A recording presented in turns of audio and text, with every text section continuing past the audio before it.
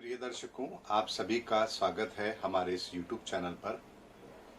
दर्शकों, अक्टूबर का महीना आरंभ हो चुका है और राजनीति का भी IPL अब शुरू होने वाला है।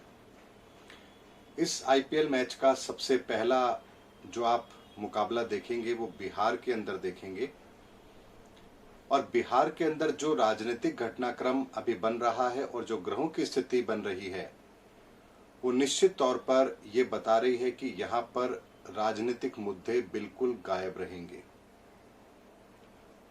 इस बार का ये बिहार का चुनाव पूरी तरह से भ्रामक रहेगा। लोगों के सामने कोई साफ सुथरी ओपिनियन नहीं होगी कि उन्हें किसको वोट देना चाहिए और कौन उनके भविष्य के लिए सही रहेगा।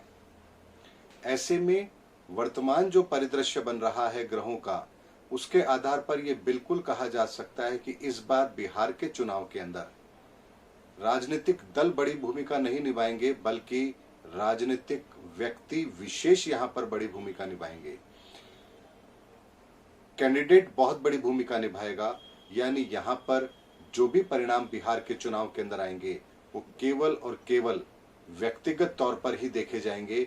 यानी कि वोटर इस बार पहली बार ऐसा होगा जब वो पार्टी से अलग हटके व्यक्ति पर फोकस होकर के वोट करेगा, क्योंकि पार्टी को यहां पर वोट देने का कोई स्थायी लॉजिक उसके पास नहीं है। ऐसे में कैंडिडेट यदि अच्छा होगा, चाहे वो फिर किसी भी दल से क्यों ना खड़ा हुआ हो, उसे यहां पर समर्थन जरूर मिलेगा, क्योंकि इस समय पर जो चुनाव हो रहा है वो बिल्कुल दिशा विहीन है और कोई भी बड़ा राजनीतिक मुद्दा यहां पर है ही नहीं जो बिहार चुनाव के अंदर बहुत बड़ी भूमिका निभा सके।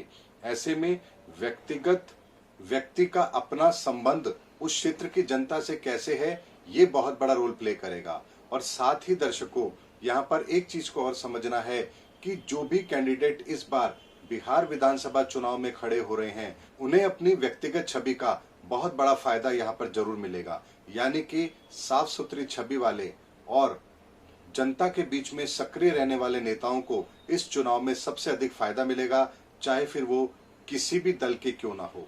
यहाँ पर भारतीय जनता पार्टी, जनता दल यूनाइटेड या RJD या फिर रामविलास पासवान जी की पार्टी, यहाँ पर यह महत्वपूर्ण नहीं होगा, बल्कि महत्वपूर्ण ये होगा कि कौन व्यक्ति जनता के बीच के अंदर सक्रिय है, उसे टिकट दिया गया है या नहीं दिया गया है, और यदि उसे टिकट मिला है तो वो निश्चित तौर पर अच्छे रिजल्ट लाने की काबिलियत भी यहाँ पर रखता है।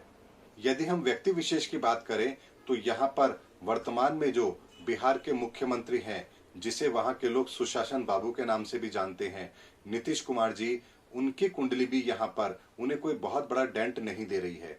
यानी कि वर्तमान में उन्हें राहु में बुध का अंतर चल रहा है, जो उनके लिए शुभ है। लेकिन 30 सितंबर से उन्हें सूर्य का एक प्रत्यंतर आरंभ हुआ है, जो उनकी कुंडली में मारक है। ऐसे में 30 सितंबर के बाद का समय उनके लिए चुनौतीपूर्ण जरूर रहने वाला है और 20 नवंबर के बाद में उन्हें चंद्रमा का प्रत्यंतर आरंभ होगा, क्योंकि चंद्रमा नीच का होकर के छठे भाव में उनकी कुंडली में बैठा है। ऐसे में यह कहा जा सकता है कि चुनाव परिणाम के बाद में नीतीश कुमार जी की मुश्किलें बढ़ने वाली है, क्योंकि यहाँ पर एक राजनीतिक विरोध भी उनका जरूर शुरू होगा।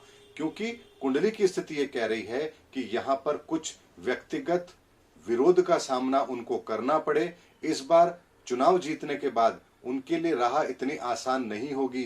एक जबरदस्त विरोध का सामना भी उनको जरूर करना पड़ेगा, क्योंकि छठा भाव यहाँ पर एक्टिवेट है और छठा भाव जब भी एक्टिवेट होता है, ऐसे समय पे जातक को अपने गुप्त शत्रुओं का सामना जरूर करना पड़ता है।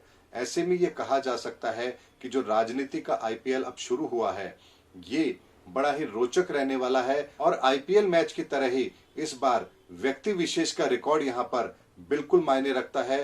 पार्टी का फायदा यहाँ पर किसी भी कैंडिडेट को बहुत ज्यादा नहीं मिलने वाला है। यानी यदि कैंडिडेट की अपनी व्यक्तिगत छवि अच्छी है तो निश्चित तौर पर वो चुनाव भी यहाँ पर जरूर जीतेगा, क्योंकि ये पहला ऐसा चुनाव है जो कोरोना के बाद होने जा रहा है और इसमें कोई राजनीतिक मुद्दा देखने को नहीं मिलेगा। ये बात मैंने 3-4 महीने पहले भी एक वीडियो में जरूर कही थी कि बिहार का चुनाव इस बार का बिल्कुल दिशा विहीन होगा, और ये बात आप सब लोग आज अच्छी तरह से जानते भी हैं। और ये बात मैंने 4 महीने पहले ही अपने एक वीडियो में कही थी कि बिहार का चुनाव इस बार का ऐसा होगा जो ना पहले कभी हुआ है ना आगे कभी होगा। बिल्कुल दिशा विहीन, न भूतो न भविष्यते। बिल्कुल ऐसा ही चुनाव बिहार का इस बार होने जा रहा है। देखना है कि जनता किस तरह का निर्णय लेती है, क्योंकि 20 नवंबर के बाद बृहस्पति भी मकर राशि में आने वाले हैं। ऐसे में 20 नवंबर के बाद का समय निश्चित तौर पर बृहस्पति के नीच के हो जाने के कारण से राजनीतिक तौर पर भी और अन्य गतिविधियों के आधार पर यदि हम बात करें तो निश्चित तौर पर बहुत खराब समय रहने वाला है। ऐसे में बिहार चुनाव का परिणाम आने वाले समय के अंदर निश्चित तौर पर भारतीय राजनीति के अंदर एक मील का पत्थर जरूर साबित होंगे। उम्मीद करता हूं दर्शकों, मेरा वीडियो आपको जरूर पसंद आया होगा। अगले वीडियो में इससे आगे की रोचक जानकारी लेकर मैं फिर आपके सामने आऊंगा। तब तक बने रहिए हमारे चैनल पर। जय हिंद, जय भारत।